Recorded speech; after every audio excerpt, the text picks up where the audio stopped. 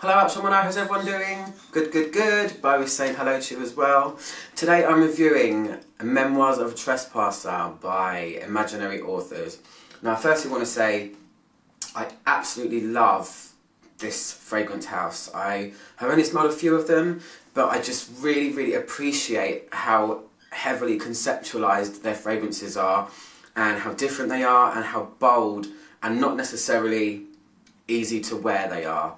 They really stick out to me in the world of niche perfume. So I've recently got, well not recently actually, it was last year, I went to Rudier White and I got about four of their samples. I've already reviewed Bull's Blood, which I will post a link to, but this is the second one I'm reviewing, and I really love how in pretty much all of their compositions they have a very unusual fantasy accord. So you have Bull's Blood in the Bull's Blood fragrance. They've got one called the Soft Lawn, which has a tennis ball accord, and I just love it. I mean, they're really daring and they really take a bit of getting used to. They're not going to be things you will have immediately smelled before, and I just really appreciate it.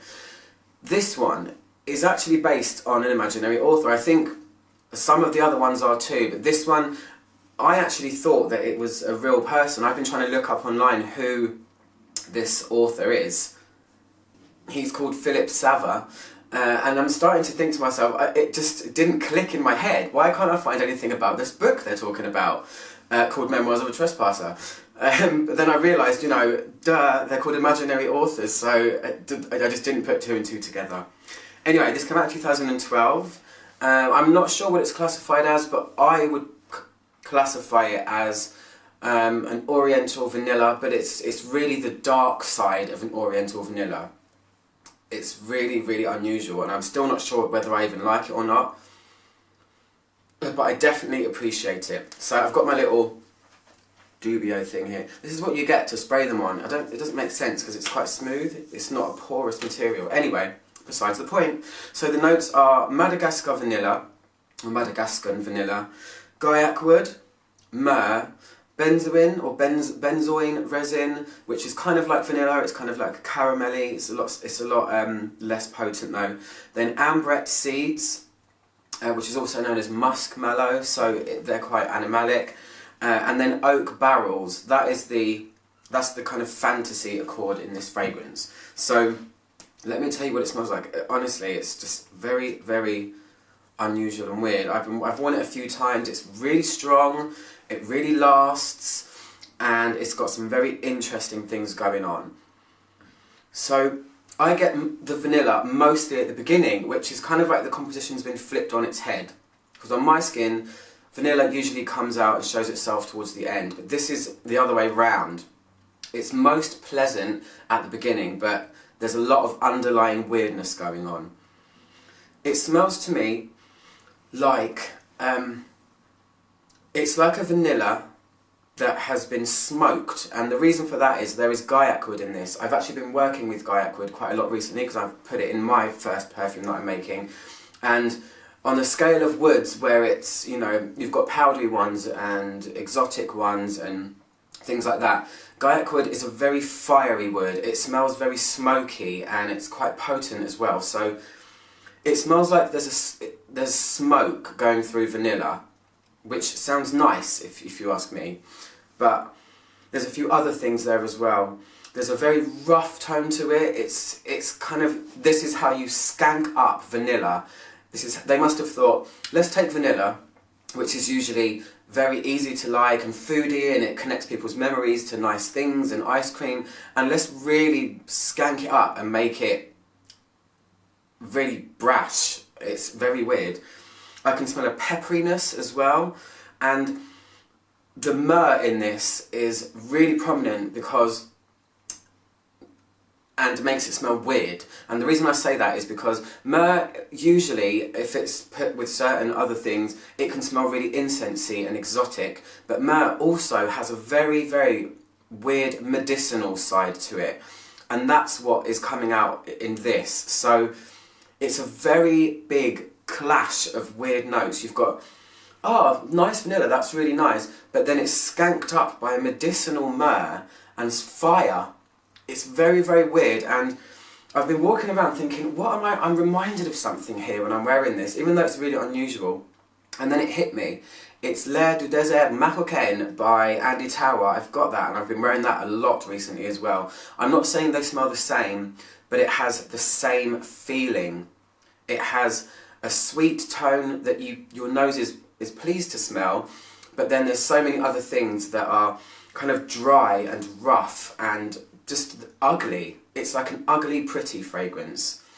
I think that it kind of veers more to the masculine side, and for me personally, it's just above my threshold of bizarre that I can handle, and I've got a very high threshold, let me tell you that. But yeah, it's there's some weird stuff going on here. The medicinal side of it is really unusual. Sometimes when I've been wearing it and it's wafted around me, I've thought it's reminded me of hospitals in a really strange way, and not in a good way either. But then your nose comes back to that vanilla again, and it just, the tail end of the smell of it is something really nice. So it's kind of, it splits me down the middle when I think of, do I like it or do I not? I wouldn't say this is very easy to wear at all, and very not easy to like, so I would never blind buy this one. Definitely not. So unusual. You've got the ambrette seed there, adding their tiny, you know, animalic kind of tone. So it's got a lot of rough things. You've got myrrh, it's very heavy and medicinal in this. You've got this oak in it. It's very prominent, fiery, kind of rich wood in it. Very realistic wood, not a nice exotic wood that makes you feel sexy. It kind of smells like something a lumberjack would wear. I don't know why that comes to mind, but it's really strange.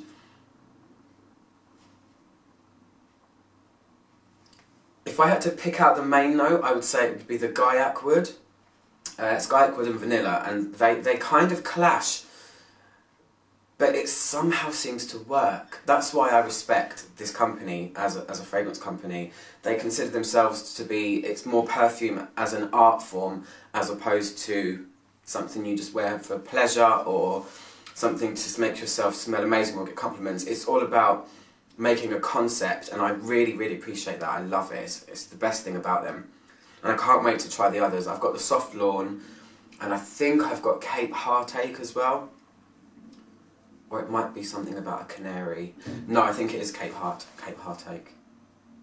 So after that early stages, it does really start to change. All of the more extreme and dramatic notes come out after a while, even further. The vanilla seems to fade on me. It's always there, it never leaves, but the smoky kind of tones of it and the rough, woody, medicinal tones are the ones that start to prevail. And that's when I think, oh, in the middle stages, I'm thinking, oh, I don't know about that. They do eventually calm down though. After about an hour and a half, you are left with something that is, it's still obviously very unusual, but it's just that bit better. That it does start to kind of come together a bit, but it never loses its unusual bizarreness, and I love that. It lasts forever. It lasts a really long time, about 6, maybe 7 hours on me, which is, I guess, is average, but I've only worn it from here. I've never done a full-on huge wearing. I don't think I would. I think I'd be a bit nervous to do that, but yeah, medicinal weirdness. It's almost got like an effervescent, peppery resinous to it. Resinous smell. That's the only way I can describe it. There is something kind of dry and effervescent, but it's also really resinous as well, and sweet. So it's like making a cake with wood chips and liquid smoke or something like that. Anyway, that's my review of Memoirs of a Trespasser by Imaginary Authors. Great brand. Love them. I'm Matt on below. Click my logo to subscribe, and I'll see you guys soon for another review. Goodbye.